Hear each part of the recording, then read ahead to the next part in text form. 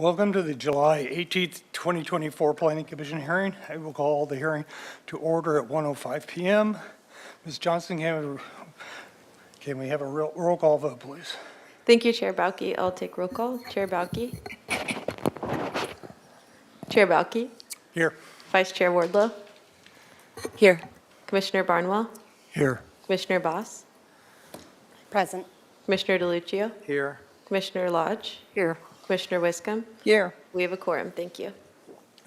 Next is preliminary matters, requests for continuances, withdrawals, postponements, or ex-agenda items. Do we have any of those, Ms. Arcus-Hernea? Chair Balke, we do not. Okay, then we go on to announcements and appeals. Do we have any of those? Chair Balke, we do have one announcement for an emergency CDP. It's for, if you recall, back in January of this year, there was a sewage spill from the Goleta Sanitary District it spanned multiple jurisdictions. The portion that's within the city's jurisdiction is on the airport property. It's where there's kind of the pipe repair itself.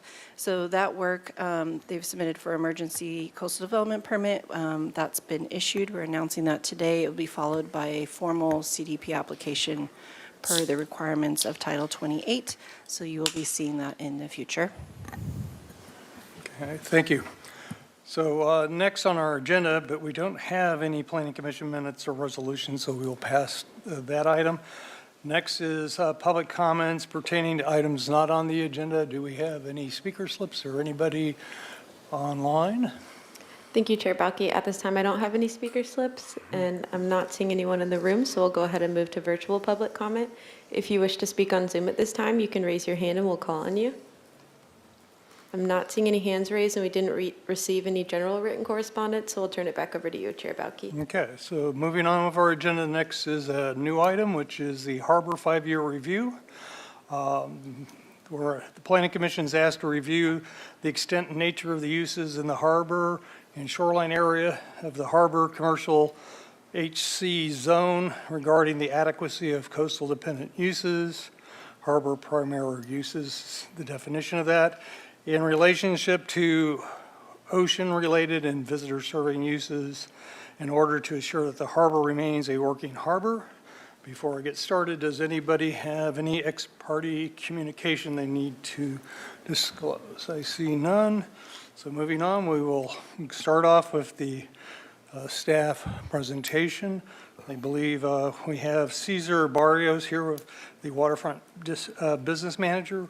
Will make the staff presentation. So begin whenever you're ready. Thank you, Chair.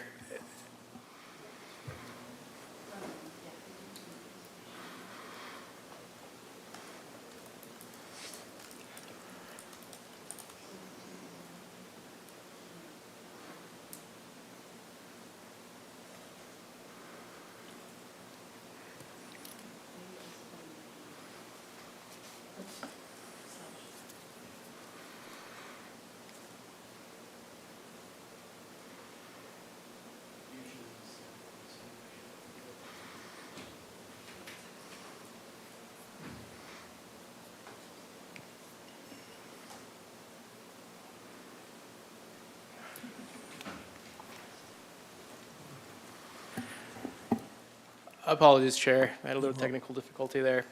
But good afternoon, Chair Bauke, Commissioners, members of the public. My name is Cesar Barrios. I am the Waterfront Business Manager. And today I will present to you our 5-year review of uses of the Harbor Commercial Zone. This is a process that we are required to do every 5 years. So we were here last in 2019, I believe July 11th of 2019. And this is a process that we're required to do under the municipal code governing the harbor uses to ensure the harbor remains a working harbor. So here's my presentation outlined. First, I will provide an overview of the waterfront department. Then I will briefly discuss the municipal code, local coastal plan policies, commercial fishing, slip uses, permitted mooring area, West Beach permits, Cat Beach permits, and the business activity permits. Okay, so in regards to the waterfront department, here's our organizational chart. At the head, we have our director, which is Mr. Mike Wilshire. And then he oversees 3 divisions, the business division, harbor operations, and the facilities division. Under the business division, which is the division that I head, I oversee property management, financial management, as well as the parking services division. And that encompasses everything as far as parking from Ledbetter Beach all the way to the Cabrillo Bathhouse parking lots. Then our harbor operations division directly oversees harbor patrol, as well as all the aspects of marina management, including the close collaboration and work with the commercial fishing fleet. Then our facilities division oversees the maintenance as well as the design and capital improvements on the harbor and Stearns Wharf.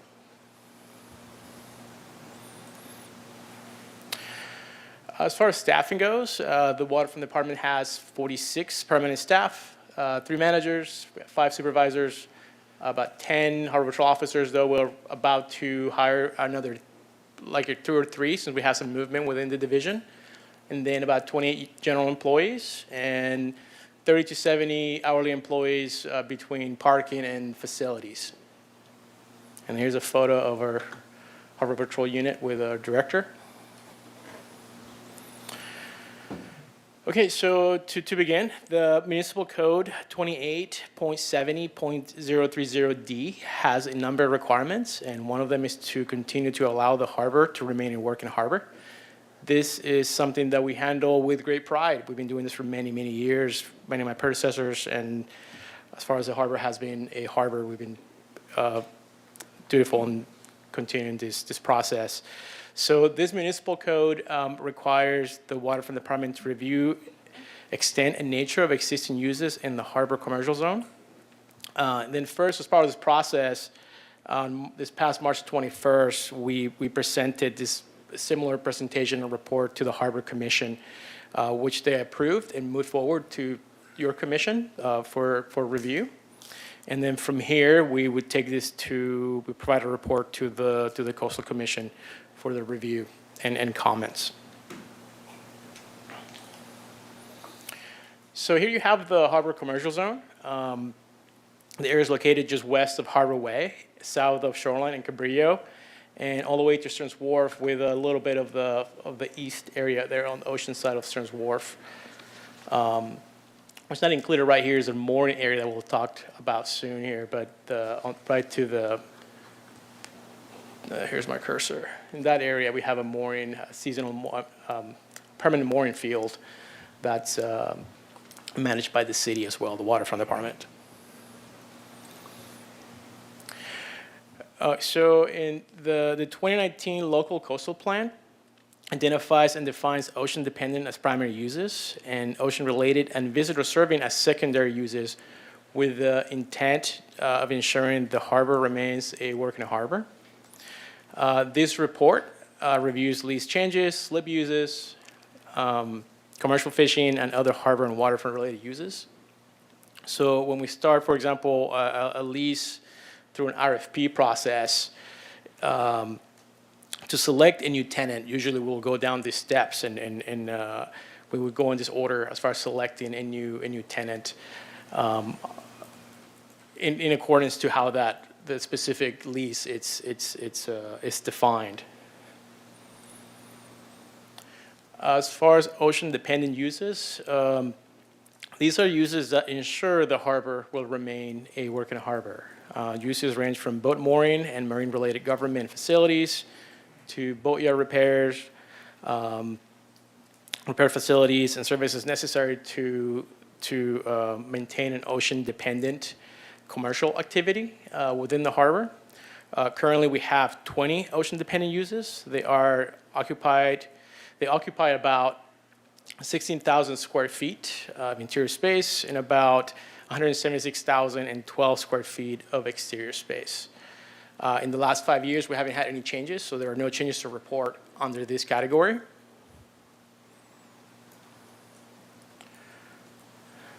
As far as ocean-related uses, again, this is a secondary use, and the idea is that they help keep the harbor a working harbor as well as providing a desirable environment for the public. Invite visitors just that may be not seeking to necessarily to deal with a boating activity per se. Uses in this category range from boat sales to marine equipment shops. For example, Ocean Air Electronics, they sell radars and other electronic equipment for vessels. And then we have marine services that services engines and provides regular maintenance for our boaters down at the harbor. Currently, there are 14 ocean-related uses. So they occupy an interior space of just over 17,000 square feet and occupied an exterior space of just over 1,200 square feet. And just like in previous use, we haven't had any changes in the last 5 years since our last report.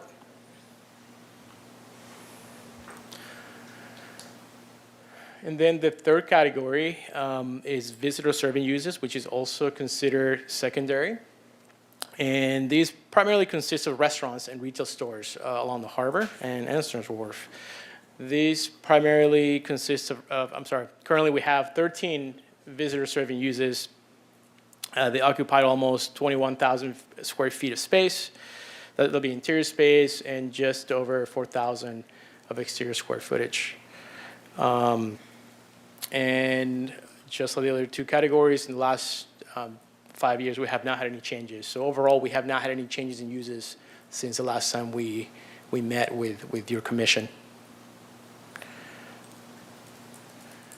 So that was the harbor side of things. So now moving on to Stearns Wharf. As some of you may know, Stearns Wharf has been around since 1872, and it is the oldest wooden wharf in California. It is 2,300 feet long, and it has 3.8 acres of area, and is supported by just over 2,000 pilings that are a big part of our capital projects or capital maintenance allocations each year. The 1980 coastal development permit states that the building areas will be utilized predominantly for visitor serving commercial uses, and that's quote unquote, and that's exactly what we are doing out there, and we're maintaining that process ever since. Currently, we have 16 businesses located out of Stearns Wharf, and they occupy almost 33,000 square feet of interior space and just shy of 14,000 square feet of exterior space. And no changes in this area as well.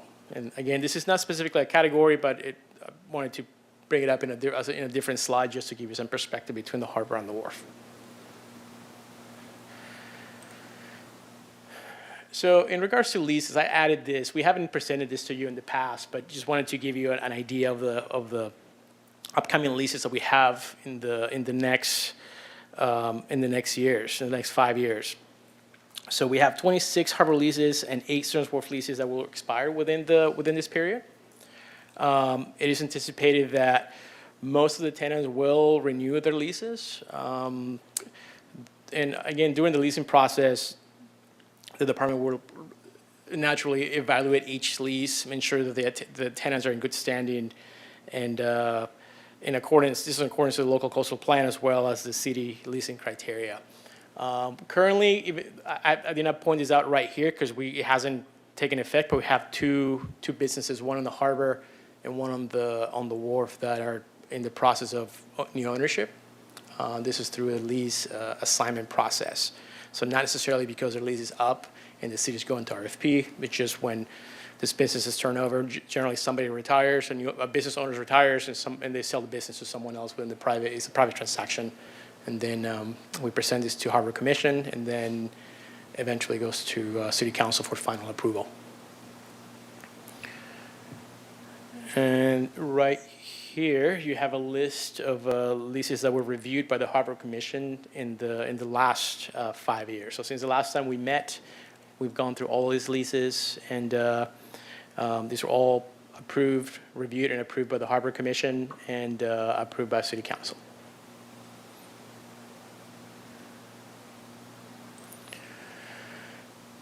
Okay, shifting gears a little bit, moving from leases to overall uses, and big part of the work in the harbor is commercial fishing. These are the overall, I want to show you here the most valuable catch, which is in order, which brings a significant amount of revenue to the harbor, the city, and also to the state, and how the harbor, as part of our uses, we encourage this vitality and this business process, working closely with our commercial fishermen. Sea urchins continue to be the main catch in the Santa Barbara Harbor. We had 1.1 million pounds of catch in this last year, followed by the rock crab at 280,000 pounds, just shy of 300,000 of California lobster, and then sablefish, which is also known as black cod, 270,000 pounds. So in regards to value, the value of these landings has remained steady at about $14 million in overall economic benefit to our local economy, and equivalent to about $35 million in overall benefit, including the ancillary value that this brings with the trekking firms, ice providers, retail stores, and restaurants and such. This is a very important part of the harbor, and we work closely with the commercial fishing community to ensure their success.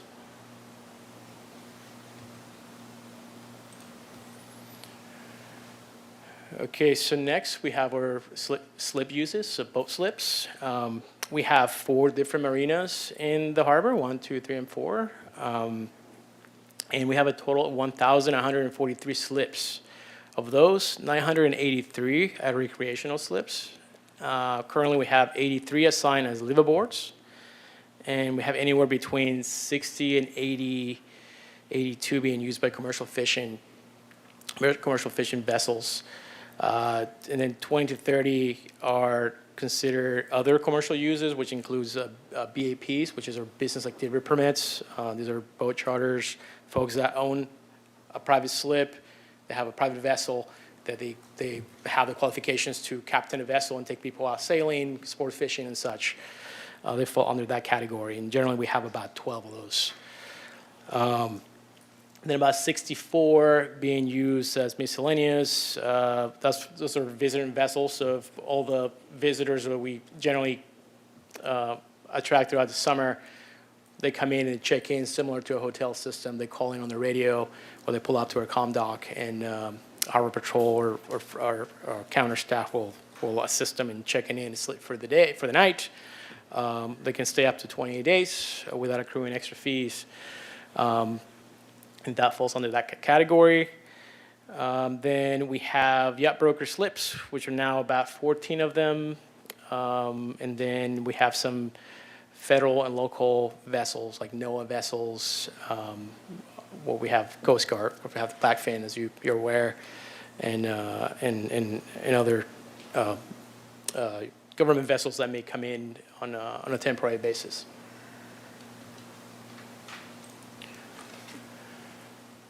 Okay, as I mentioned when I was showing you the map of the harbor commercial zone, so here we have the permitted mooring area, which is just east of the wharf. It was implemented in 2006 with a goal to reduce the number of vessel groundings on East Beach, and since then it has been quite successful. I mean, we still have the free anchorage that we have little control over as far as ensuring that their anchor tackle is to par, but at least with this program, we prevented a significant amount of groundings over the years.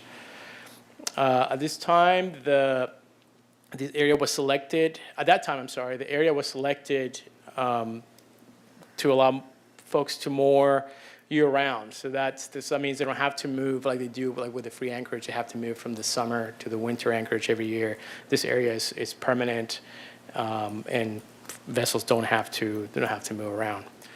Overall, the program provides opportunity for individuals seeking mooring space in city waters that may not be able to economically attain a slip in the harbor. So it provides an economical option.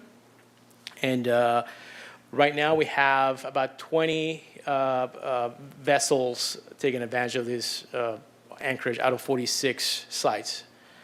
And the cost per year is about $350. It's somewhat very economical, considering that $350 could be a monthly fee on a slip, on an average.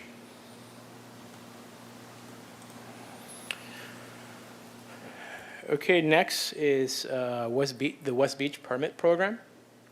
So we allowed a maximum of 50 outrigger canoes, small sailboats, and rowing dories to be placed out on the beach. This is the area adjacent to the launch ramp, or the landing, as you may know it. And currently, a single vessel costs about $350 a year to place on the beach.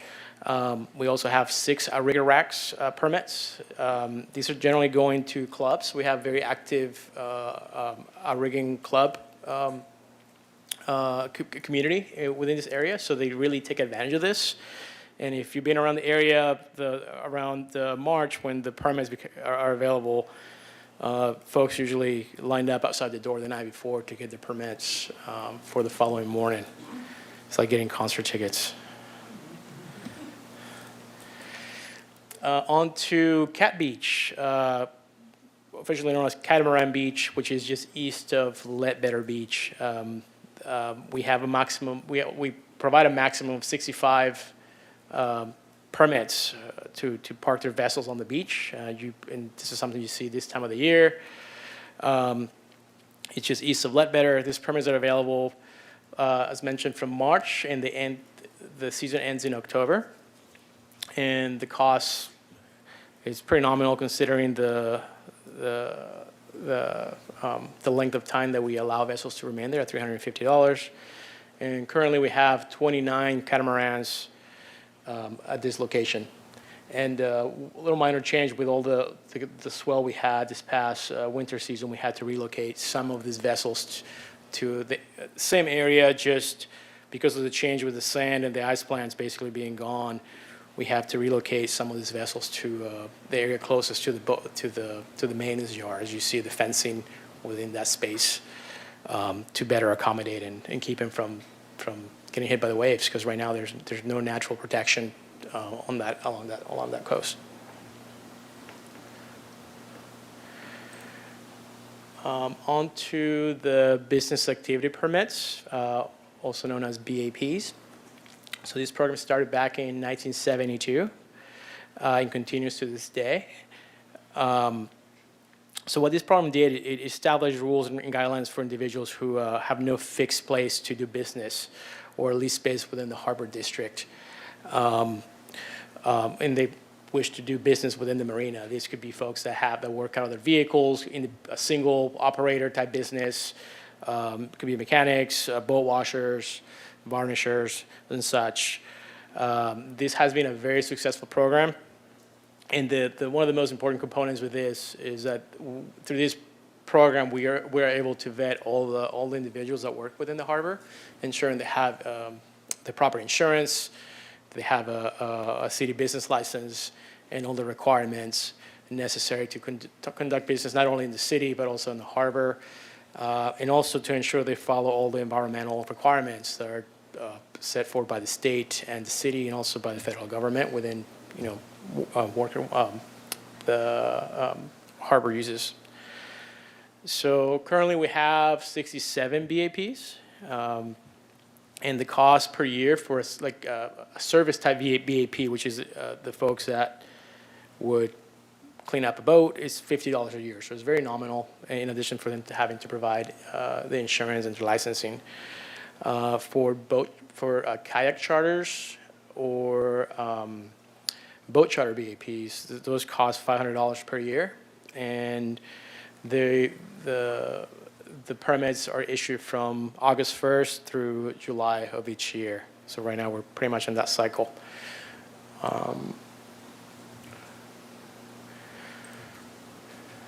Okay, on to cruise ships. So they've been visiting Santa Barbara since 2002, and they visit generally during the non-peak business season, so we call the shoulder months. visiting cruise ships generally carry between 450 to 3,100 passengers. The 450 normally tend to be the more exclusive type, boutique type vessels. And overall, we have, we tend to have, or prior to COVID, we had quite a few numbers you'll see here shortly in a graph that I provide. But since COVID, we've seen a slight decline in the visitations. This whole program that has become a very important component in the local business, not only at the waterfront, but also for downtown Santa Barbara, the Chamber of Commerce, which are very supportive of this program. And as of recently, we had a very public process with presenting options on how to manage the cruise ship program. And we received feedback from the public, from the various commissioners in the Harbor Commission, and then City Council. And overall, these ships, when they come in, they only stay for the day, and then they leave. So the goal is for them to promote the city and then have these passengers come back to Santa Barbara at a different time via vehicle or plane. That way they can use their hotels and have an economic impact within the city upon their return. On average, they spend something that Visit Santa Barbara, a study they recently did, between $150 and $200 per visit, depending on the season and the type of vessel they bring.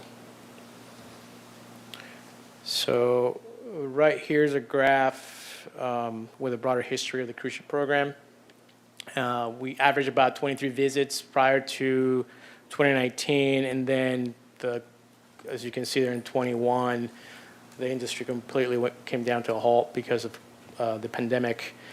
Then in 2022, we had a significant demand, a pent-up demand on cruise ships, as we experienced throughout the entire business system, not just cruise ships, but there was a lot of demand. But then as of 2023, it came down to 22, and then for this year we have 15. This season, which will begin in September, we have 15 on schedule, and for 2025 we have another 15, which I believe a few have dropped out, and then for 2026 we only have 6 at this point, which potentially we could be adding more, considering it's early within this timeline. But overall, this company is planning ahead. So when even though we're talking about 2026, we may have requests as far to 2027, 2028, as these companies like to plan ahead in many years in advance.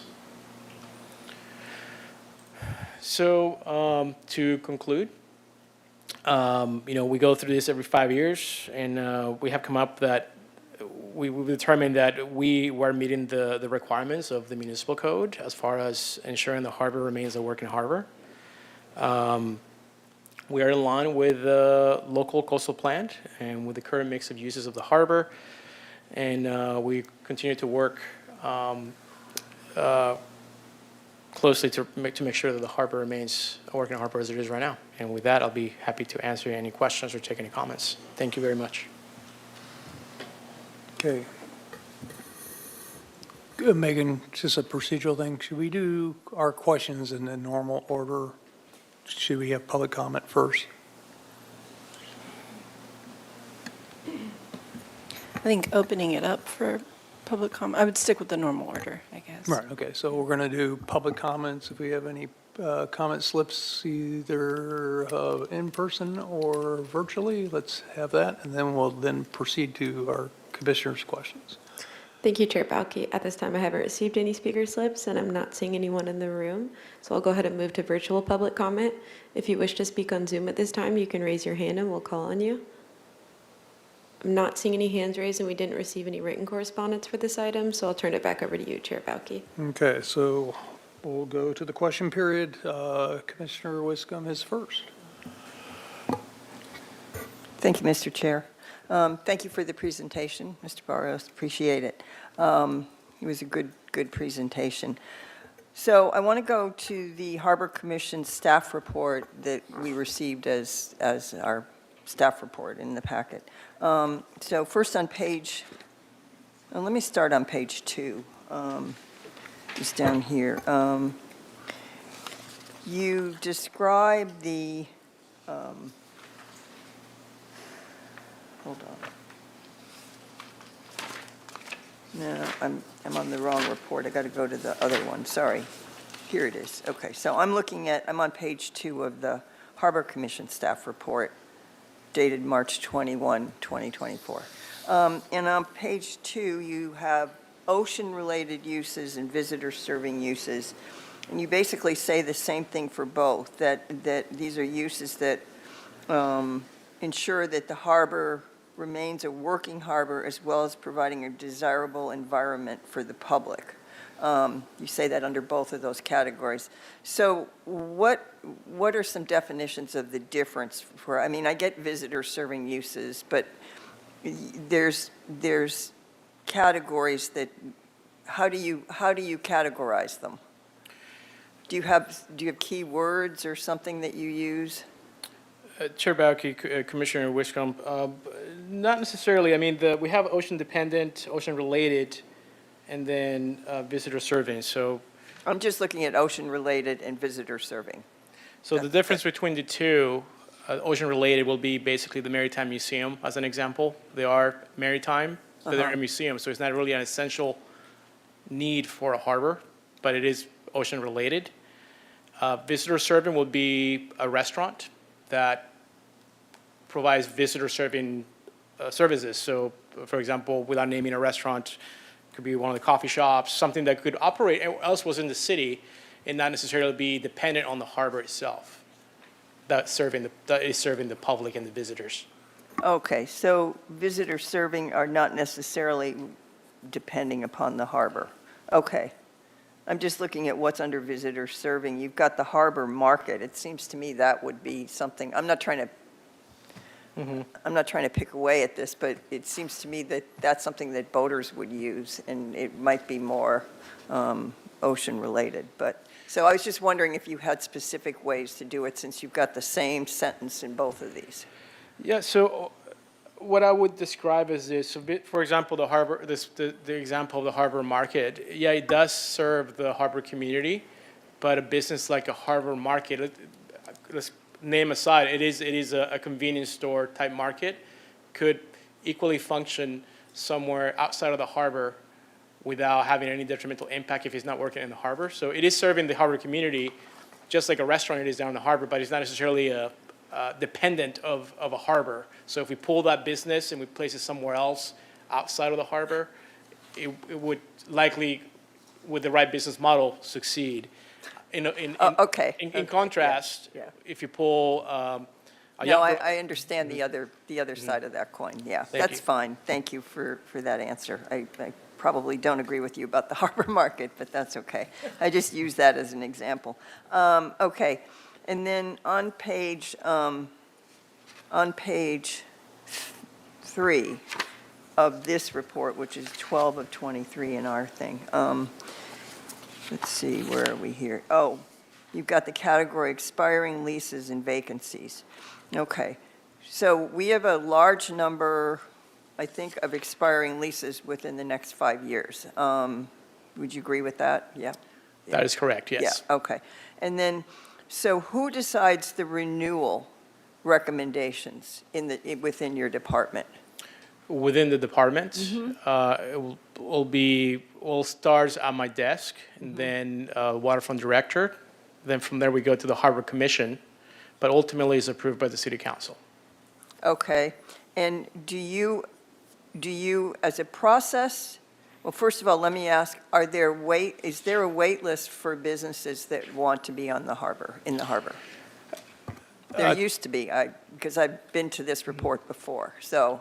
Yes, to my knowledge, we have a wait list for office spaces. So on the second floor of the 125 building, which the harbor market is located right above, we have interest from several existing businesses in the harbor, actually, that would like to have an office space. And we have a list that once this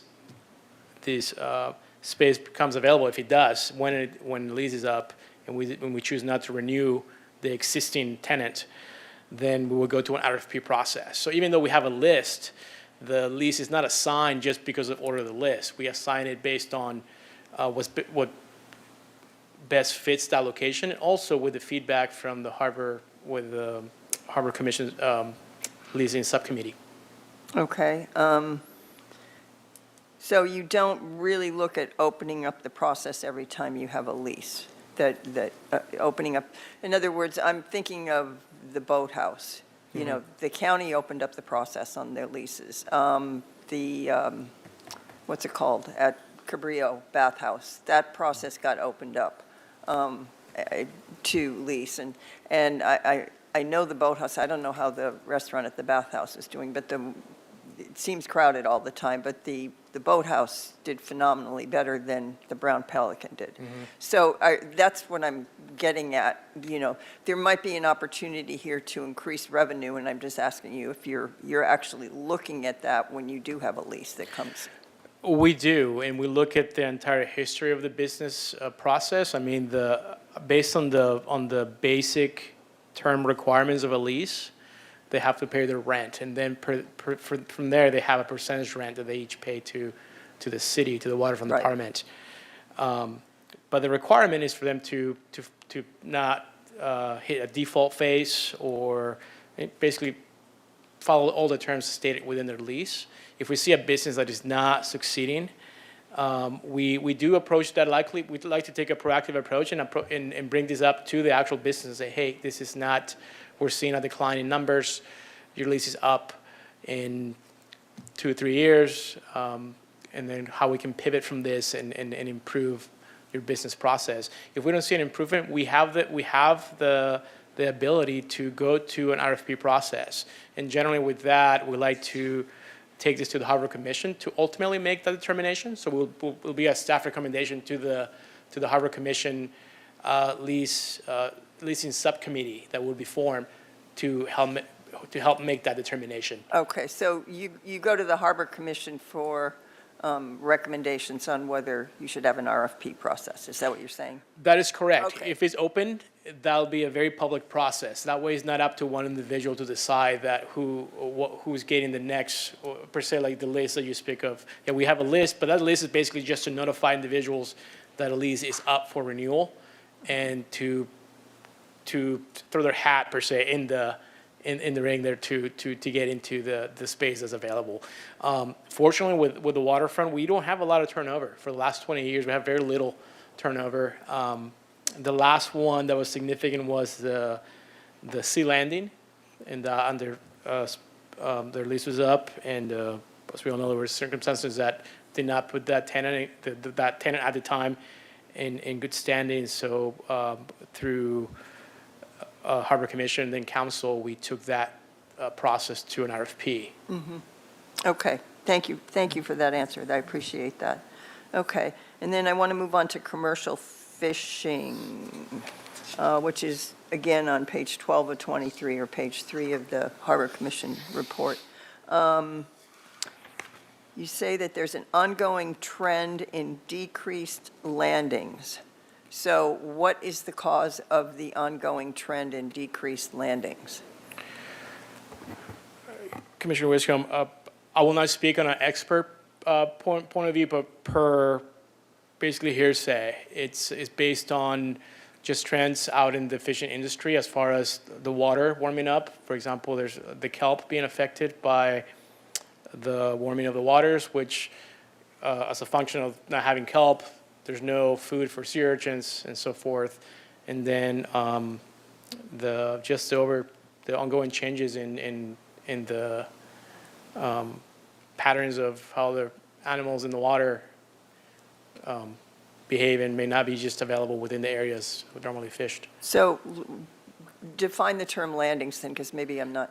A landing is just it's product that's brought on, basically Okay. pulled from the So boat to the it's- harbor. Yeah, that's what I thought it was. So you're saying this is caused primarily, well, it's hearsay from commercial fishermen, but it's caused primarily by environmental factors, not by factors at the harbor. That's my understanding. Okay. because you say that you have a really great relationship with, you work closely with the commercial fishermen, so I'm just trying to get at the, if there's something that could be done differently. I know this is a backwards-looking report, but, so I won't, okay. And then I'm going on to page 4, slip uses of this report. So, and I have just a question on a discrepancy here, because I'm the liaison for the Harbor Commission, and I'm also have worked closely with the commercial fishermen. But you say approximately 5 to 7%, 60 to 82 of the harbor slips are used by commercial fishing vessels. Okay. In the June Harbor Commission meeting, when the subcommittee brought I think there's, correct me if I'm wrong, 5 commercial fishermen that are in recreational slips that wanted to go into commercial fishing slips, which are a discounted slip price. But that meeting, the staff report says that there are 45 commercial fishing slips, which is quite different from the 60 to 82 number you have there. So how does that, and I have from the staff report, it's pretty specific, 24 in finger OF, 18 in finger 1A. The staff report was pretty concise about where these are located, but there was a total of 45. So what's the discrepancy there? Commissioner Wiscombe, I believe part of that, the CUDA dock, which allows up to 9 vessels, is not included within that report, because the CUDA dock is that space that's located on the corner, basically across the Breakwater restaurant. No, it was very specific that there were 45 commercial fishing spaces. So, and I think that was the number that was discussed at the meeting. So you're saying that there was another 9 or something? Yes, so we learned this recently due to their license being up. So the CUDA dock, which serves commercial fishing, it's within its own license, allows up to 9 vessels for commercial fishing to utilize that finger. But we noticed that those vessels were not counted into the commercial fishing vessels within the marina management system, because they're not paying slip fees like the other vessels are. So that could be part of that number. I mean, I would have to look at the data to give you a more concise answer, and I can do that for you following the meeting. Yeah, it's a pretty big discrepancy. So, we're talking 15 to 25 slips that, and no decision was made regarding the letting the commercial fishermen that are in the recreational slips that would like to have the commercial fishing rate. That was, pretty much, it went back to the committee. So I think it was, at any rate, okay. And then I just have one more question that I think, okay. I actually have 2 more questions. One is, again, to commercial fishing, because you spent quite a bit of time talking about it.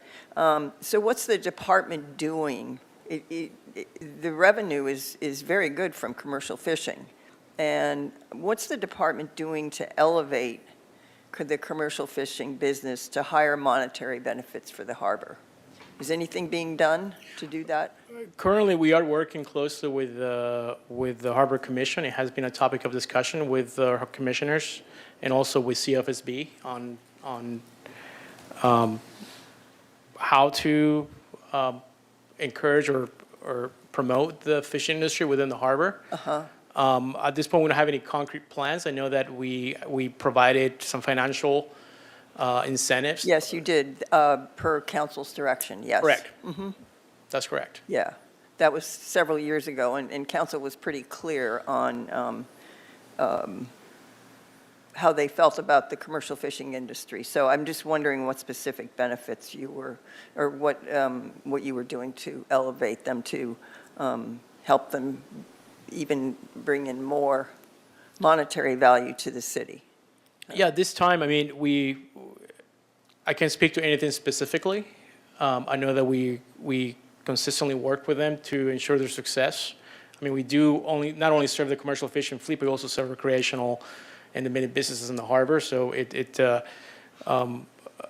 you can imagine, we have to ensure that we're working closely and equally with all of our stakeholders within the harbor. I believe since council asked for us to provide the first was $25,000 and $50,000 for their grant matching.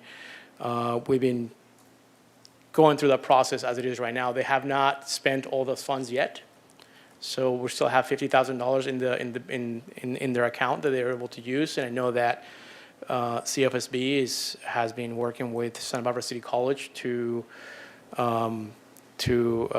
get a physical space and also work within their academic curriculum at the school. And I believe recently they signed a memorandum of understanding. So that's moving forward. So every so often we communicate with Kim Selco and on follow-throughs. But like I mentioned, they haven't used all their funds that the city has available for them. Okay. Thank you for that. And then just my final question. So is there a limit to, you said there's, 67 business activity permits now? Is there a limit to how many you can have? Not for the service BAP. That's the boat washers, electricians, that so forth. We do have a limit for charter BAPs, which is 12. Okay. And then for kayak BAPs, which is 3 at a time.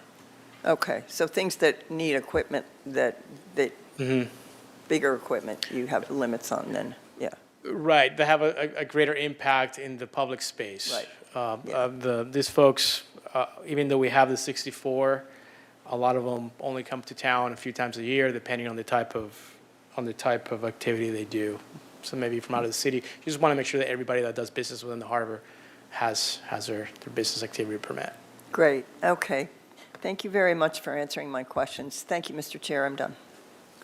Okay, next is Commissioner Boss. Thank you, Chair. And thank you so much. This was a really helpful overview for me of the existing uses and kind of the status quo operations of the harbor. So I guess getting more of a bird's eye view, I'm curious about how the harbor and how the waterfront department really plans for the future. So it looks like there really haven't been changes in the past decade, but we know there have been a lot of changes in the world. So I'm curious how we're planning for impacts, environmental impacts, housing needs, other operations like educational, commercial operations. How are we planning for those? Chair Bauke, Commissioner Boss, good question. So the answer to that is, well, we are planning for the future. Most significantly, with it relates to the harbor, is sea level rise. That has been a significant issue, especially in the last 12 months. As you may recall, if you were got to see this, parking lots were severely impacted by this. So we are working closely with the Sustainability and Resilience Department and the city to conduct studies to ensure that we, not just 5-10 years ahead, farther ahead, we're protected and we're able to provide the facilities to our visitors and the public. As far as other preparations, we have a 5-year CIP, the capital improvement projects.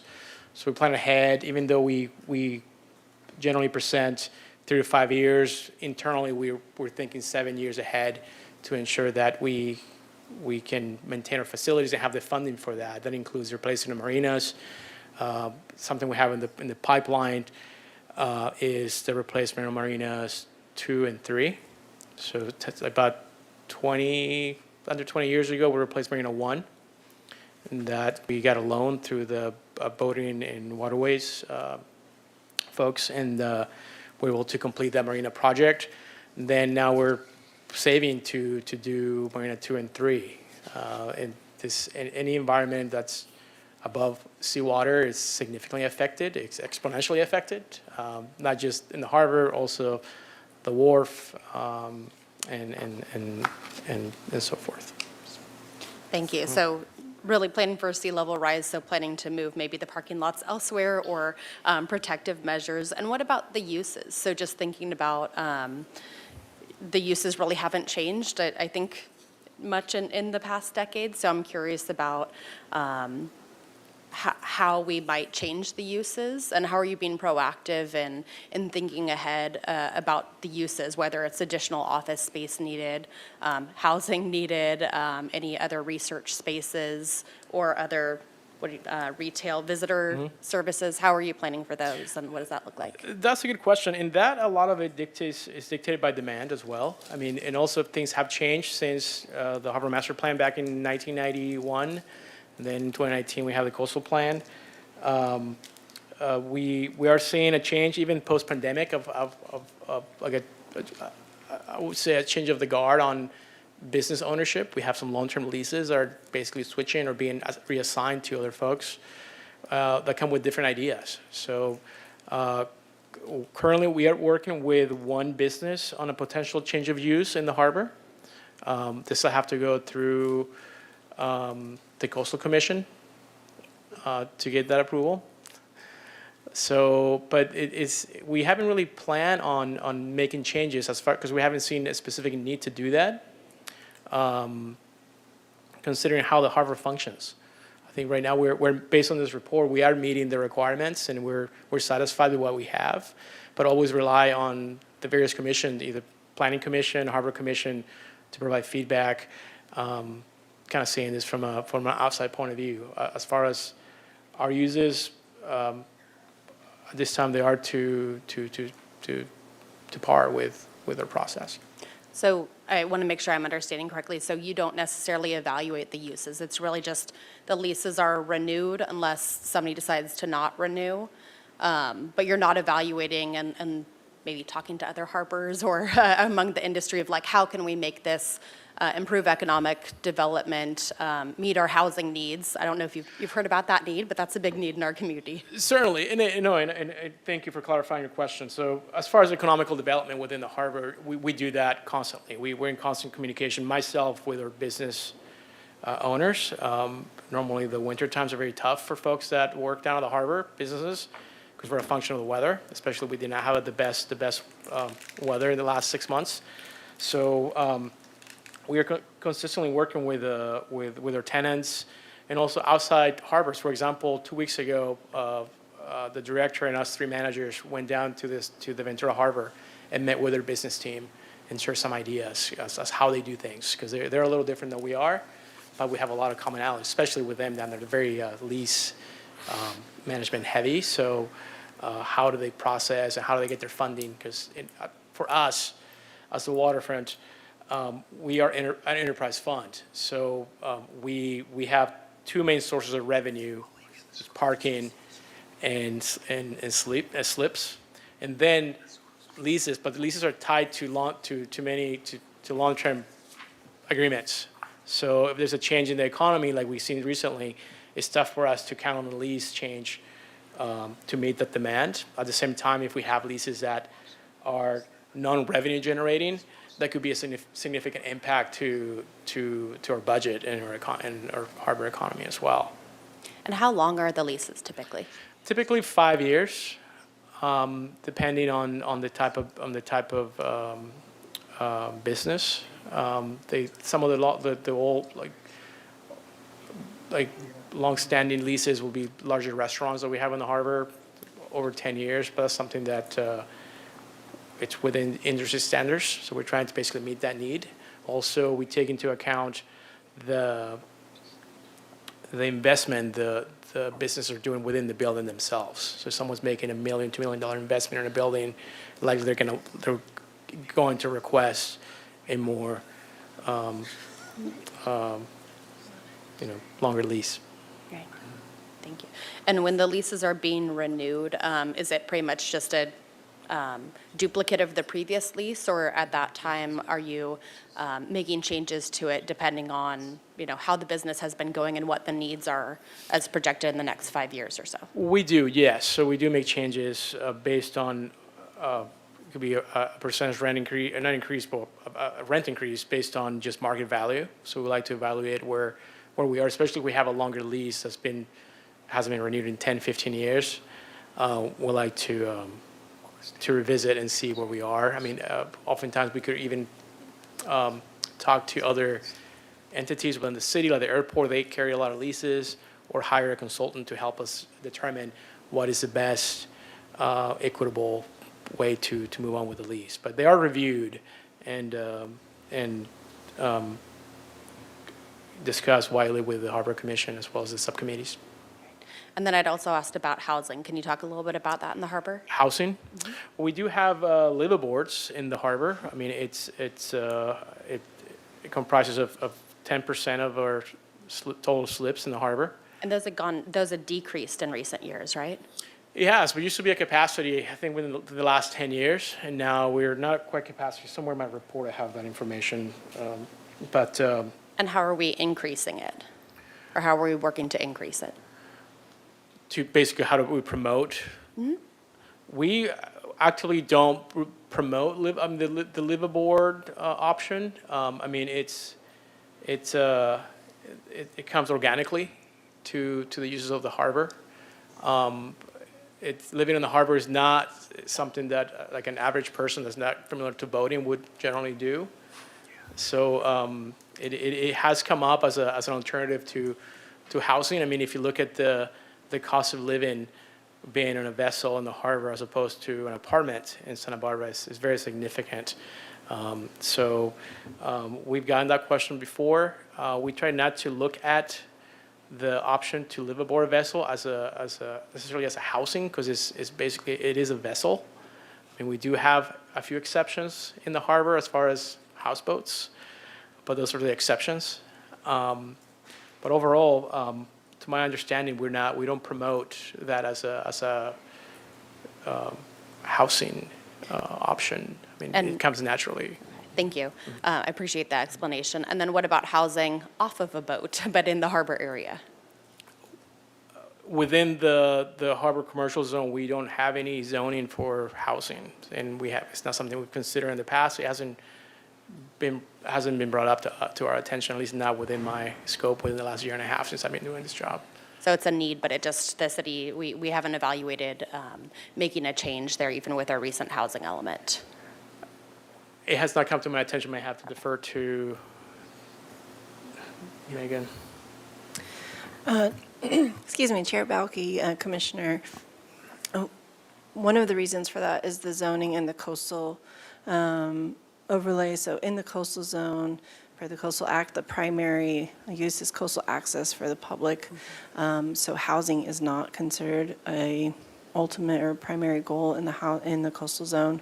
And there have been recent efforts, depending on who you ask, to kind of advocate for that change. But up to this point, housing or residential purposes are not the primary goal of the coastal zone. Okay. And also a question about cruise ships. I don't remember, what is the maximum each year? So it's about 15 this year, probably 15 next year. What's the maximum? 20 is the max that was recently set by the city council. And you'd mentioned that there was strong support from more business associations, but I think the report also referenced community needs or community concerns. Have we come around to support from environmental advocacy agencies or the broader community? We have. I mean, we have very public meetings over the last year, and we're active with Channel Keeper as an example. And I think a lot of the requests that came from the environmental entities are being met within the decision that City Council met for the cruise ship industry, at least from what we have control of. A lot of the stuff that's being presented or requested of us as a city, we don't have control. We do have control who we take in, but overall the industry is trying to move, and by that I mean the cruise ship industry, into a more environmentally friendly, especially in California, because thus far we could potentially be one of the most environmentally, we have some of the highest restrictions in the state based on the latest requirements that we have, which is great. That's what we like to do as well. But as far as some of the other concerns from the public and the environmental agencies. Outside of the channel, we have no control. I mean, if we, for some reason, were to say no to cruise ships, they would still go through the channel likely, and just like the other many larger vessels do each and every day, including tankers and so forth. Great. Thank you so much. Appreciate your time. Good. Okay, next, Commissioner DeLucia. Thank you for the good questions. I had some of the same questions, so thank you for that, Commissioner Boss. However, the Coastal Commission, you said this report will go ultimately to the Coastal Commission for comments. So the last time it went, did they give you any comments or feedbacks? Chair Bauke, Commissioner Barnwell, I apologize, I could not see your name tag from here. DeLucia. DeLucia, my apologies. It's okay. To my understanding, no, we did not receive any feedback, at least not to my understanding. Okay. Because I did view the Harbor Commission deliberations on this topic, and they, I guess the question is, every 5 years, how do we monitor this ongoing to get to the 5 years to where we want to be? And I know, didn't the commission express an interest in possibly reviewing this, such a document every year? Commissioner DeLucia, that is correct, and that's an option that the Harbor Commission could suggest to us to do and put that in the agenda for us to take it as a process.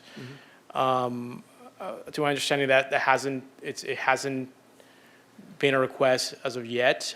This report looks back 5 years, so that's the questions that came up during the Harbor Commission. Is we're trying to look ahead, but that's when we bring this forward and as we're explaining to you, to the commission, what we've done in the last 5 years is for an opportunity for commission and Harbor Commission and planning to provide feedback to us on how to move forward.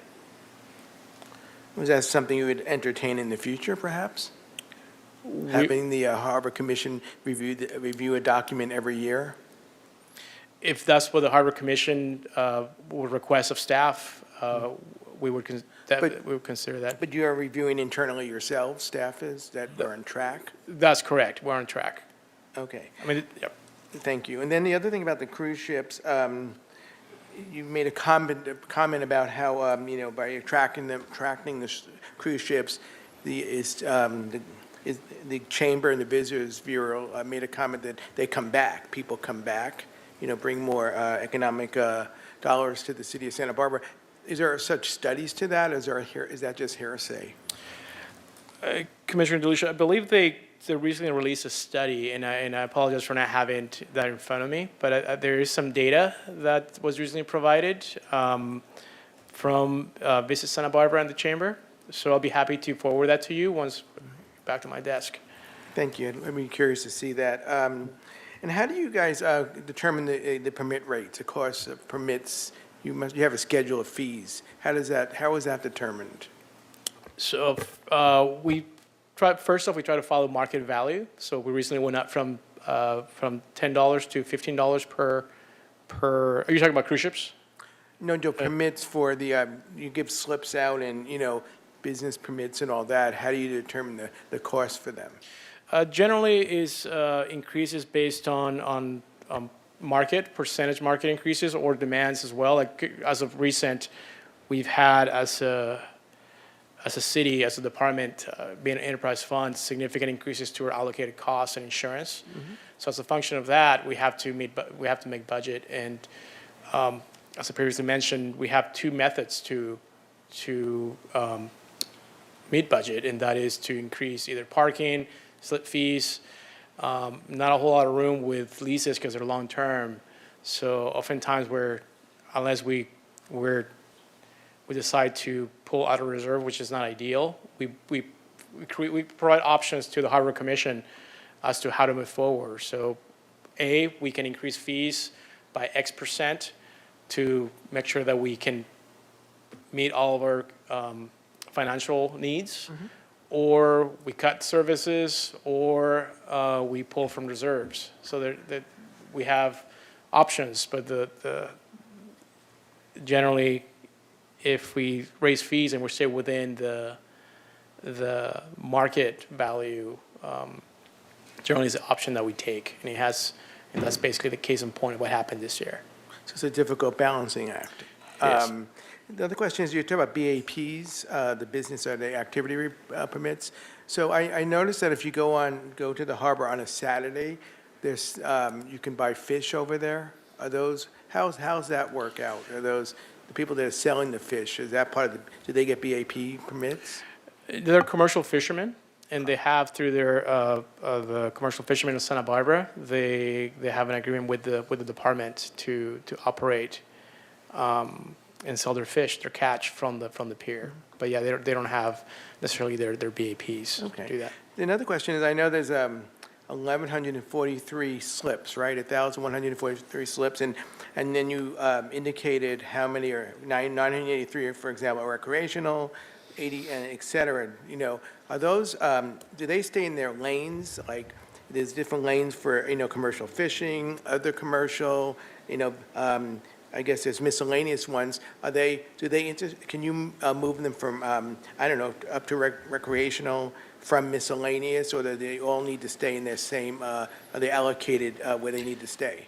So, good question. So basically recreational, it's just if you own a vessel, either a sailboat or a motorboat, and you're just a private person, you use it for recreational use, and that's the slip assigned to you per name and vessel.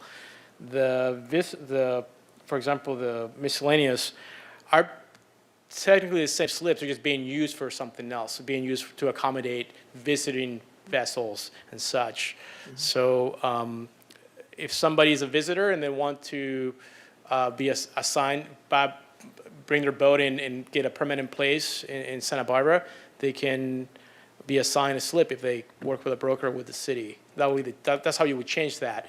With commercial vessels, for example, the charter BAP, they are considered recreational, but as a private individual, they are able to use their business activity permit to conduct a chartered business. So if they have the captain's license, Coast Guard approved, and their insurance, they can take folks out sports fishing in their vessel, sailing, you name it, depending on the type of uses. But I'm leading somewhere with this question, actually, the housing question.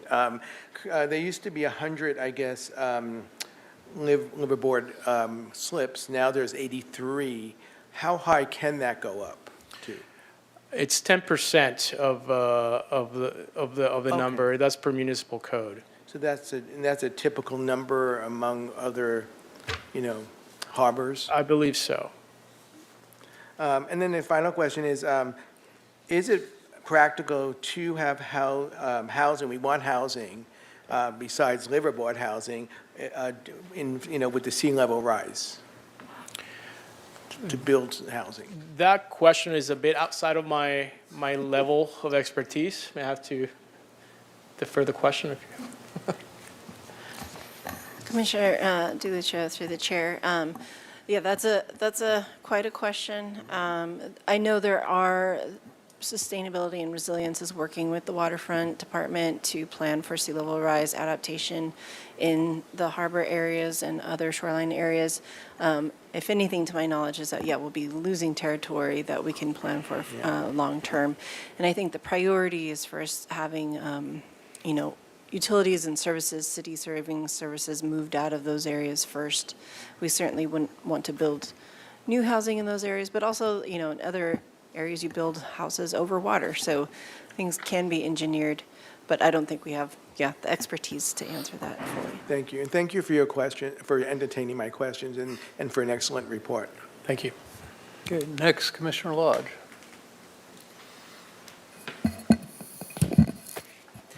Thank you, Mr. Chair. Mr. Barrio, most of my questions have been already asked, but I have one or two left over. I noticed there's a sea urchin commission that's one of the harbor's tenants. Is that because this is the biggest sea urchin port on the coast, or is Santa Barbara how restricted to Santa Barbara is sea urchin fishery? My understanding is that Santa Barbara is one of the biggest in the state with as far as sea urchin within the sea urchin industry. So the Sea Urchin Commission, as I previously mentioned, it's called the CUDA dock, or the finger has the 9 vessels. We have an agreement with them to use an area of the harbor. As far as that's primarily how we conduct business with them. But what specifics were you asking about the sea urchin? Well, I was, well, basically just, is Santa Barbara like the sea urchin capital of California? Yes, I was not aware of that, but I'm pretty certain that we are. I'm asking. Yeah. Oh, you're asking me. Yeah. I don't know if the sea urchin capital of California, but I do know that they bring significant catch out of our significant landings out of the harbor. I can speak for other harbors. I could consult with our operations manager and get back to you with that question. No, that's okay. I was just curious. This is a little off subject. It's back in time. At one time, this was a great abalone fishery, and I know it has been die off, and it just doesn't happen anymore. Is there any anticipation that it will come back at some point?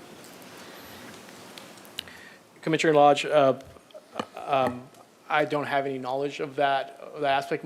Just from personal understanding, I believe that the area, either what's available, just likely north of Santa Barbara or at the islands, is protected. But I would speak out of term if I were to give you an official response, because I'm the expert on that field. Okay, thank you. And would you also send me the information about whether the report that says that cruise passengers do come back in some other form of transportation? Certainly will do. Okay, thank you. And those are my questions. Thank you. Okay, thank you. Next, Commissioner Barnwell. Thank you, Mr. Chair. Thank you for the report. I have a few questions. You mentioned the kelp forest being depleted, and the urchin fishermen are getting fewer and fewer kelp, and you mentioned that might be a kind of an environmental issue. To what degree, in the same way that we use our environmental laws to protect the sandy beach, the mountains, etc., to what degree do we use our environmental laws to protect the underwater and those kelp beds? Do we do it at all? My understanding, and this is something, apologies, Commissioner Barnwell, the sea urchin and the majority of the commercial fishing takes place outside of city waters, or waters that we have little to no control. Beyond the 3-mile limit? Because the kelp beds are within the 3-mile limit. But the sea urchin primarily is captured out at the Channel Islands.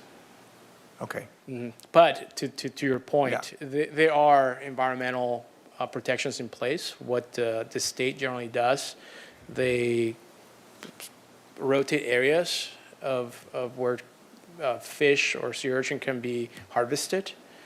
And I don't know to what degree they do that, but I'm very well aware that that's the case. So basically, once an area gets, I won't call it overfished, but let's use that term, that area gets closed and they reopen a new area. And there's some areas within the Channel Islands that been closed for many, many years that are flourishing with life. And Okay. Thank you for that answer.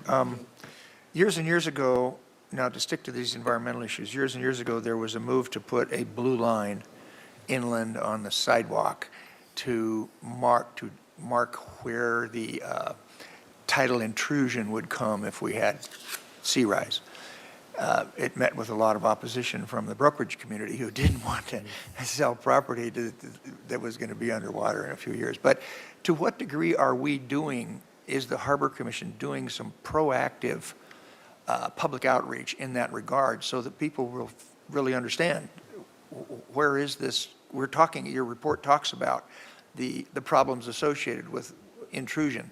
how are we demarking those so that the average person, if they come into a conversation, would go, oh, is that, yeah, I understand.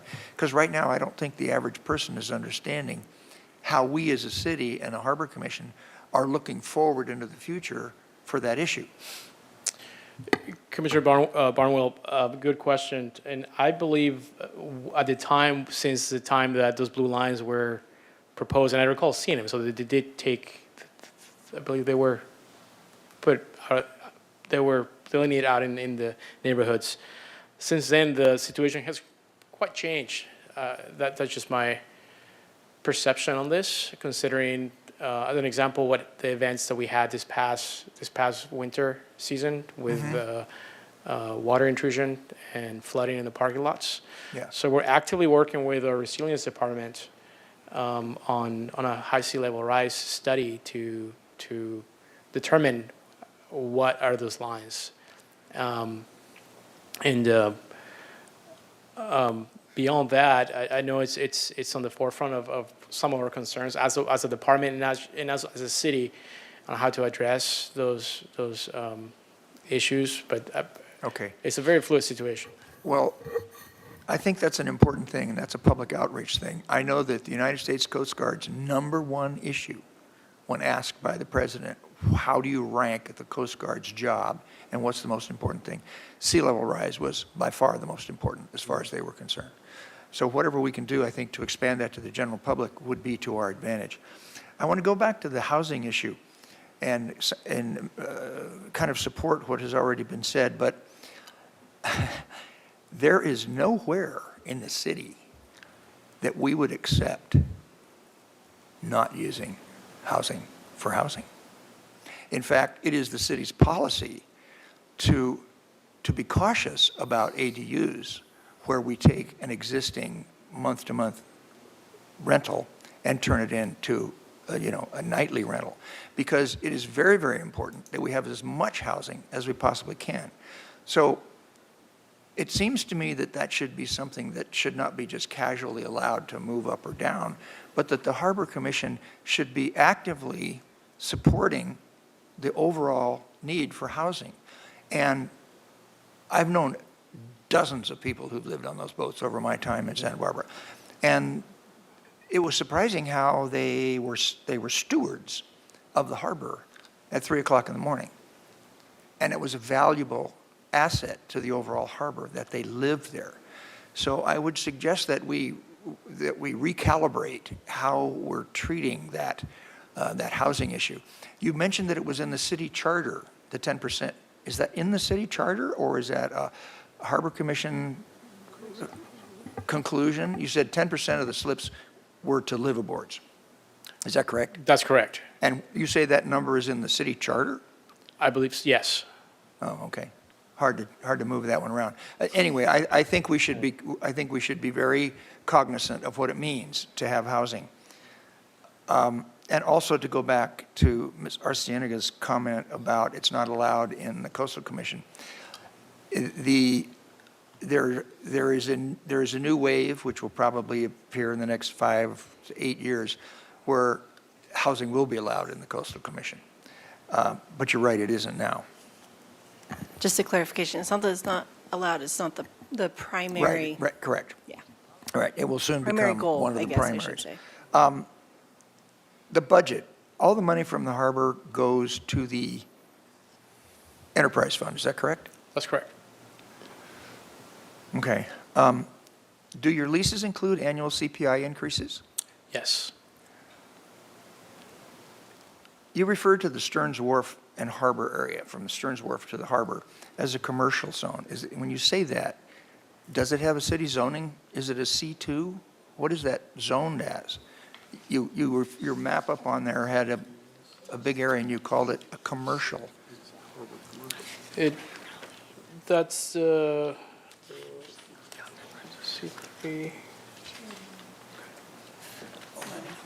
Let's see, 3. I mean, that's Commissioner Barnwood. That's It's the HC zone, harbor commercial. Right. So I mean, that's specific to harbor. Is that comparable to C2? You don't know? There No. might be differences. Okay. when you were talking about setting the rent rates, we go to other harbors, you said you go to the airport sometimes, is that how we conclude to what our rent should be, our market rents? We assess the market value. I mean, once every so many years, we'll assess our properties. Also, I mean, because of insurance, we often have to do that. We consult with other city departments. In this case, the airport, as an example. And as we did 2 weeks ago, we went down to the Ventura Harbor and met with their business team and discussed their operations, including leases. Okay.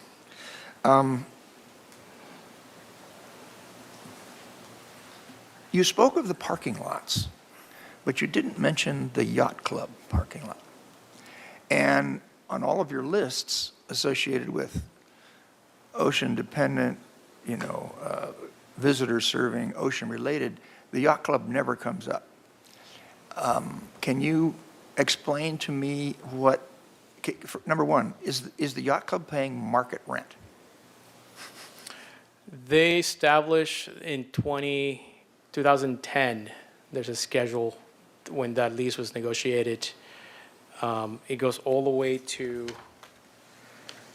December 31st of 2025. So from 2011 to 25, there's a schedule increases. So if you were to compare that to a similar yacht club, back when these numbers were determined in 2010, the answer is yes, they were at market.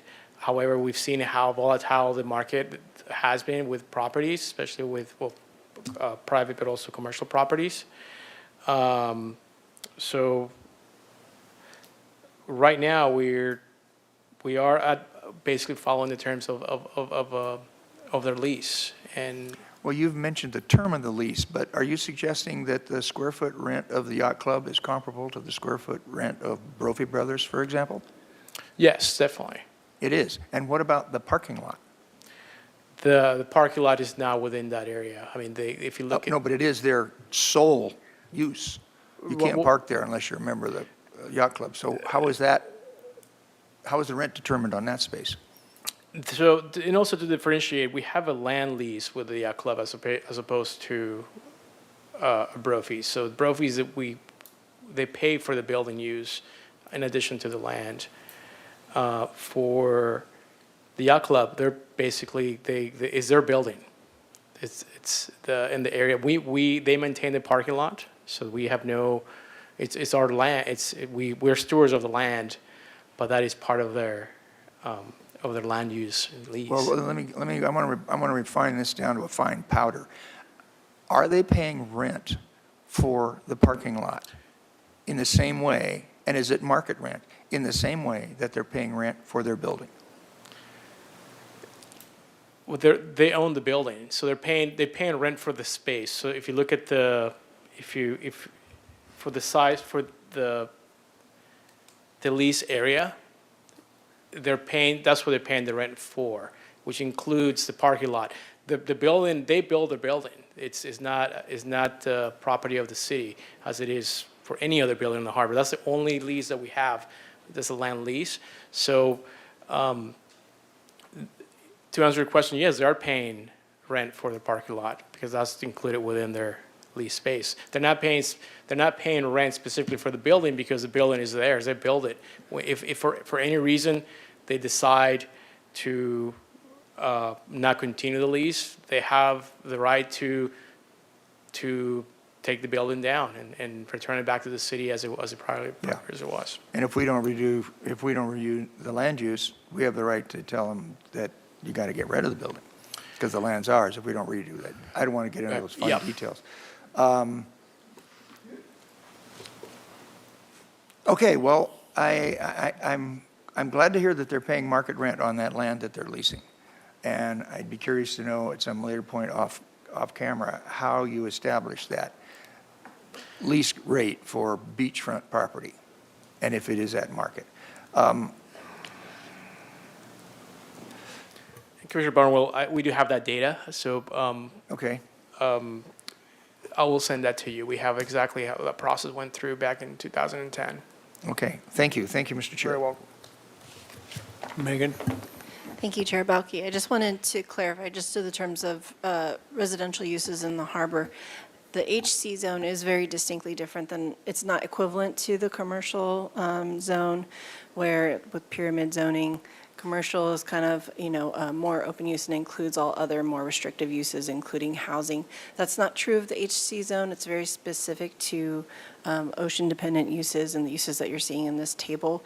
In fact, residential uses would not be currently allowed under the HC zone. So if the Coastal Commission were to support housing being a primary goal of the coastal zone, it would require amendment to our zoning ordinance to reflect that as an allowed use in that zone.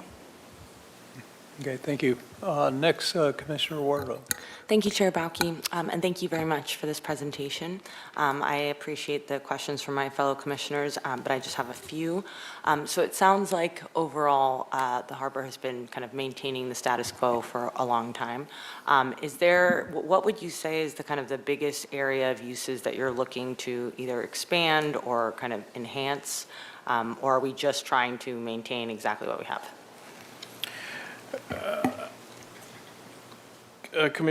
Chair Bauke, Commissioner Wadlock, we've been actively working with the commercial fishing industry. I think it's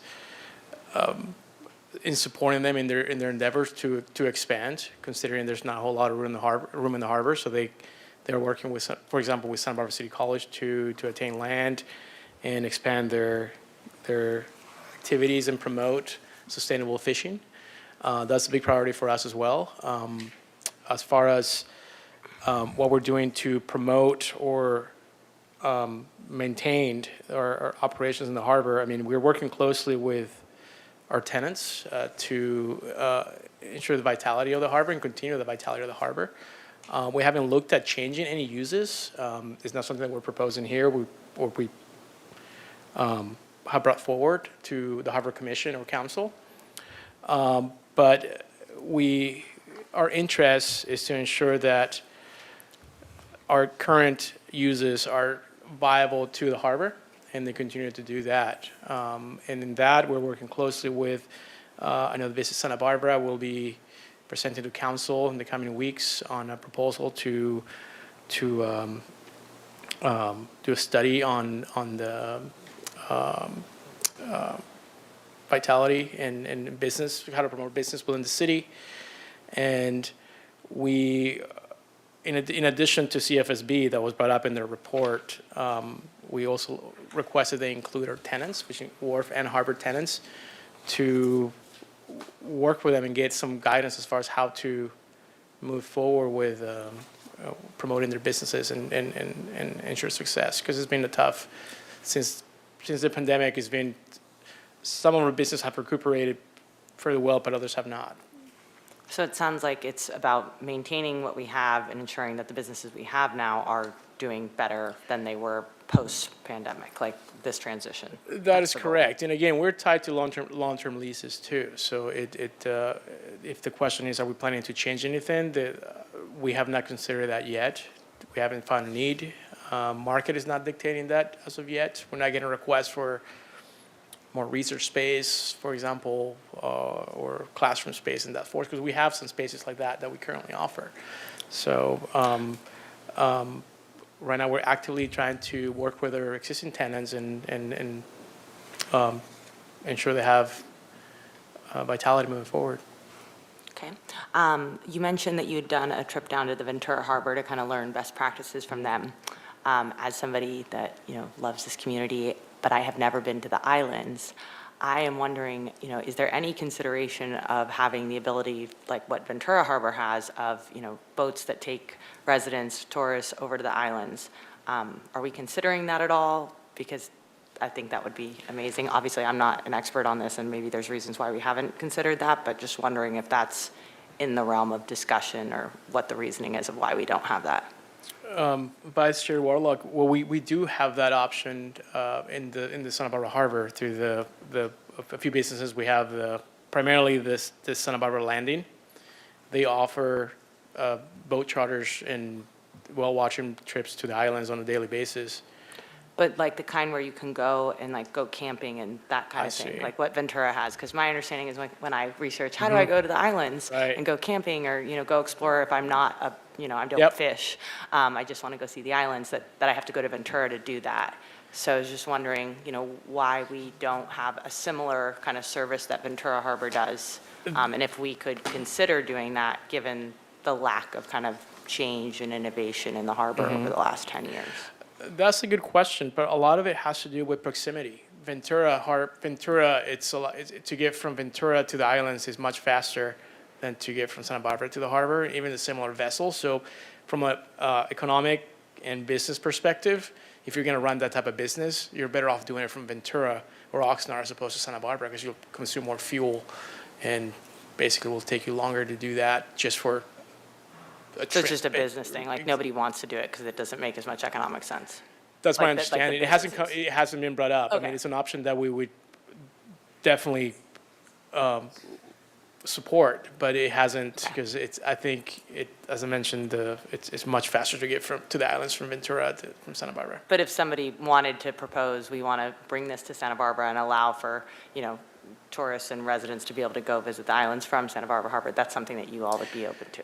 We'll be open to that, and it will be likely discussed through the Harbor Commission. There may have to be some changes to their lease agreement. Though, I mean, as it is right now, they can't go to the island, so maybe something that could be a turnkey. If any of our tenants, existing tenants at the landing in this case, or the sailing center would like to do, they could potentially just do it if they wanted to. Okay, great, good to know. Thanks. And a couple other questions. So obviously our recreational community and the outrigger canoeing and, a number of the different types of boat sports that we have going on in Santa Barbara are a big priority for us. Are there any changes coming from your perspective on the number of permits? I know that you mentioned that there's like 50 outrigger canoe permits. Is anything expected to change? I just want to make sure that that community is really protected as we move forward and that there's kind of flexibility in their permits and how they can expand their operations, just given how popular that sport and a number of other water-related sports have been. And that's Commissioner- like a priority for us. That's a very good question, and just based on the demand that we've had, we discussed that. The main challenge is space. So we have, with an agreement that we have with Parks and Recreations Department, because technically they manage the West Beach, so we have concessions that we use, sand areas within West Beach closest to the landing building, immediately right next to the launch ramp. So as of right now, the area that we oversee as waterfront jurisdiction, we have little to no space to expand. We've looked at change of potential uses. So as an example, Cat Beach, in the 80s and 90s, it was a very popular sport. It has declined a bit. I mean, we used to be completely at capacity. Now we don't have as much demand. When the stand-up paddleboard craze arrived, we considered adding racks for SUPs just to meet that demand. So we're actively looking at all these, how to accommodate the certain groups, but it always comes down to space. That's the challenge that we have is where do we accommodate them? And oftentimes Parks and Recreation will take on that role, and then they'll provide either more concession stands, like they do at Ledbetter and West Beach already. But as to answer your question, we don't have anything right now in the works to make any changes. But there's no changes that would reduce the number of permits, like specifically around outrigger canoeing. There are no changes. And then in terms of, you guys manage the number of permits though, so if there was to be a change of, like you were saying about Cat Beach, that would still go through you all, right? That is correct. And likely it'll be a recommendation from staff to the Harbor Commission. Okay, great. And then my last question is, well, no, I have two questions. So for permits that aren't being utilized, what's the process? Like if a group that needs more permits wanted to get them from a group that's not using all their permits, like you just kind of explained about Cat Beach, is there a process for that? Like, can other groups take permits that aren't being utilized, or how does that work? You're referring to, for example, wanting to have an outrigger canoe where a catamaran usually would be? Well, we'll have to evaluate the process. I mean, and we allocate or assign an area for catamaran storage or parking per se. So, Or like the SUP stuff, right? Right. Like if they're not utilizing the catamaran, like is there flexibility for other uses to come in and some of those permits be utilized somewhere else if we're not using them? Just wondering. currently, we don't have that option. Okay. So yeah, so it's specifically assigned to each specific vessel, type of vessel, or you know. Okay. Yep. Well, maybe one of the things we can think about is like how to That's a very have good point. flexibility to encourage our water-related sports, just because it's such a big part of the Santa Barbara community and people really enjoy that, so that we make sure that there's as much of that as we can have, especially if certain permits aren't being utilized at all. So just wondering. And my last question is just to follow up on Commissioner Wiscombe's comments about the commercial fishing. So if the funding that council has granted to kind of help incentivize and encourage the expansion of this isn't being utilized yet, have you all kind of tried to do listening sessions or sit down with that industry to say, what can we do to help you expand or incentivize this industry more? Well, we have, but so to clarify, the reason it hasn't been used yet is because they've been actively engaging these other agencies, for example, Santa Barbara City College for the last year and a half. So they've been working very hard to get to the point they are right now. So right now that they have this memorandum of understanding with Santa Barbara City College, as an example in this case, now they have to, per that agreement, they have to do a study. And that's where these grant funds will come in handy. So it's not that it hasn't been used because of Okay. inactivity, it's more because of just the process has taken a little longer than, or maybe this is how long it takes. Okay. Commissioner? Just to clarify the funds, because I've worked with them for many years before council allocated the money.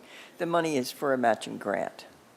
Part of it is for a matching grant. So I think until they actually apply for a grant, the money sits there. Okay, so there's nothing. Okay, great. That's the remainder of my questions. Okay, thank you. We're going to move on to the comment period for my commissioners. I'm going to have to leave in a few minutes, and Devin will be taking over chairing the meeting. I have a personal matter I have to get to. So who would like to start with questions? Commissioner Boss. Thank you, Chair. I think this may have come across in my questions too, but I think I was looking for more, I guess, innovation, to borrow a term from Vice Chair Wardlow. So it seems like it really is more the status quo and kind of passive operations. So thinking about the world's changing, but leases and operations not changing is a bit concerning to me. So looking for more innovation, so other community engagement, maybe through the Harbor Commission beyond what's already being done.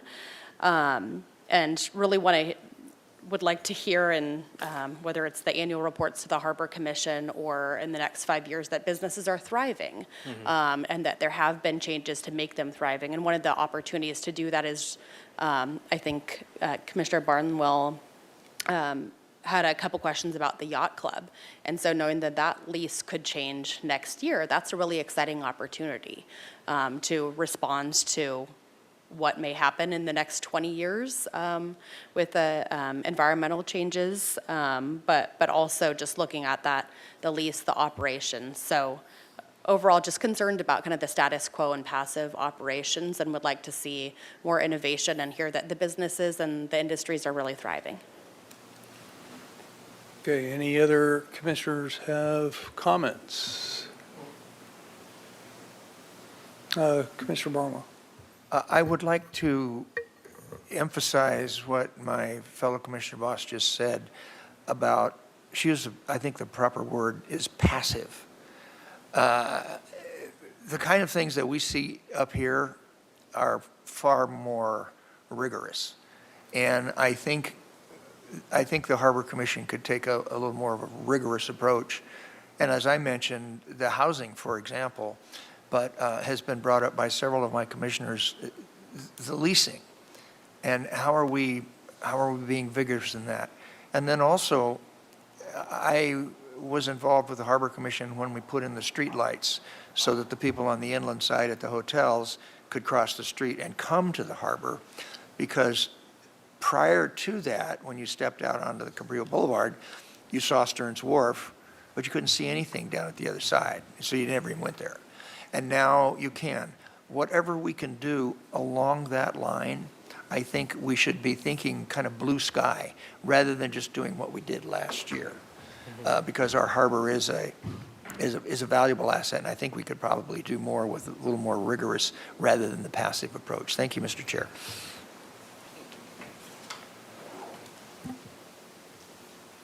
Sorry. Commissioner Wiscombe? Thank you, Madam Vice Chair. I am going to give a big shout out to, excuse me, to Commissioner Boss. I think your comments were concise, and I think the word passive is appropriate.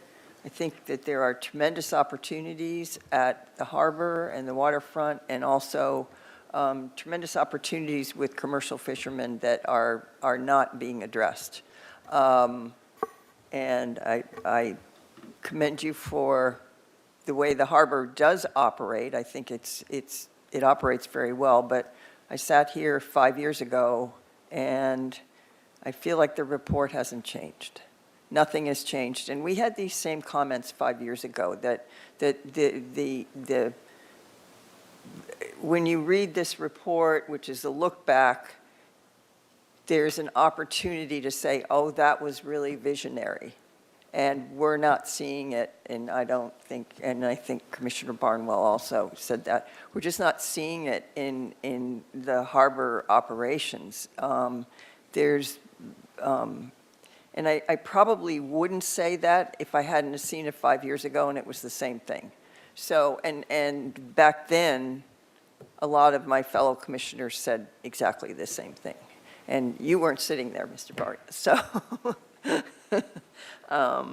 But I hope you take that to heart. And I just also wanted to say that a couple of my fellow commissioners requested documentation, so I would appreciate it if that got sent to, when you send that out, it goes through Mariah, and it gets sent to everybody here on the commission. So, and thank you for the report, and I hope you take our comments to heart.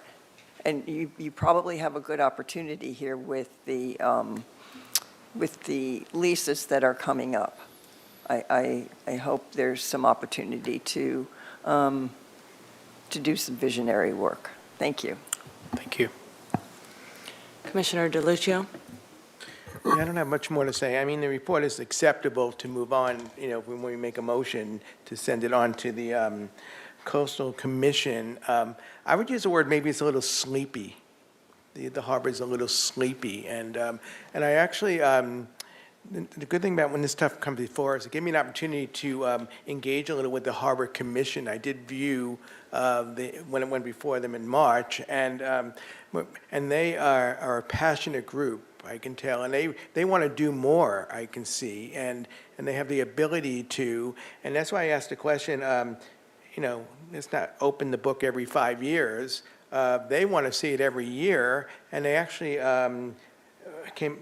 so we can engage with this, and that's a way to maybe get them more involved and move it along, and move the harbor along. So, but I do want to thank you for all you do. You're doing a great job. But again, I know you also want to see it to be more successful. So thank you.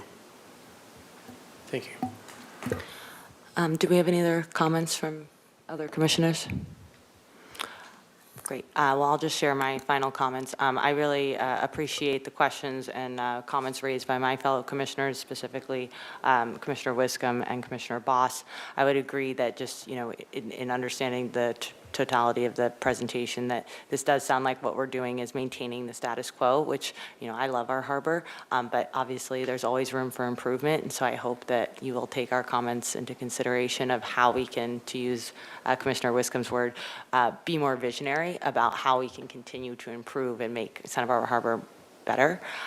So and I specifically am very interested in, supporting our recreational sports, but then, also ensuring that the leases that we have and the uses that we're having are really beneficial to the long term for residents in our community. So with that, do I have a motion?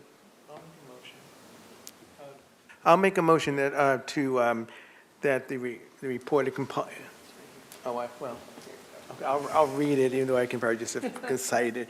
That we do find that the uses identified, I guess in Exhibit B of this Planning Commission staff report dated July 11, 2024, are consistent with the uses allowed in SBMC Chapter 2870. That's my motion. Second. Madam Chair, Yes. are we going to bring the imprimatur of this board to this movement, or are we just going to let our comments, which we were very passionate about, just kind of be off in the corner? Is there any amendment to your movement that could say something like, we think that maybe the commission, the Harbor Commission and/or the Harbor should be focusing more on the recreational issue and the income or the leases, or do we just not do that? I should probably turn to our Oh, legal yeah, counsel yes, here. I feel like our role here today is this report, meet the ordinance, and it does meet it, so we need to move it along. That's a whole separate, I think, subject, about what Okay. else. Thank could you. be done. I accept that, thanks. Can we get a roll call vote? Thank you, Vice Chair Wardlow. I'll take roll call vote. Commissioner Boss, Yes. Commissioner DeLucia, Yes. Commissioner Lodge, Yes. Commissioner Barnwell, Yes. Commissioner Wiscombe, Yes. Vice Chair Wardlow. Yes. Motion passes. Thank you all for this presentation, and thank you, Ms. Arsenieta, for bringing this all forward. That moves us to the administrative aspect of our agenda. Do we have any committee or liaison reports? None today? All right, well, that means the end of our hearing. Oh, sorry. My apologies. Commissioner Lodge. Thank you, Madam Chair. Some reports on the ABR. On June 10th, a new corporate office building for Marburg was approved. And it's a two-story, 18,600 square foot corporate office building. And it will be coming to us for a coastal development permit, a development plan to allow the construction of net new non-residential floor area and a transfer of existing development rights. So after positive comments from the ABR about the revised design, they sent it on to us. On July 8th, 515 West Los Olivos Street was before them, and I was very surprised by it. It is a builder's remedy project, and I'm sure you also know about the one on Grand Avenue and then the one on East Los Olivos. This is a very small project that started out as a 6-unit AUD project 2 years ago. And with the provisions of that, and they found a way of just getting this in as a builder's remedy project. And it is now 25 units. There was 6 units with 8 parking spaces under the apartments. And it is now a 3-unit 2-story building and a 22-unit 3-story building with 0 vehicle parking spaces and 9 bicycle parking spaces. So it's quite a change, and I've checked with staff, and there aren't any other building right besides the 3, this one and the other 2 that we know about. I wanted to report on that. Thank you. Thank you, Commissioner Lodge. That brings us to the end of our hearing, and we will adjourn at 2:54 for today's hearing. Thank you. City Council Planning Commission meeting next Friday, the 26th. Thank you.